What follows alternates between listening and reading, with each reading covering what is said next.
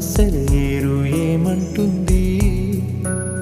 తుళ్ళి తుళ్ళి ఆడుకుంటూ ఏ చోటాగనుంది?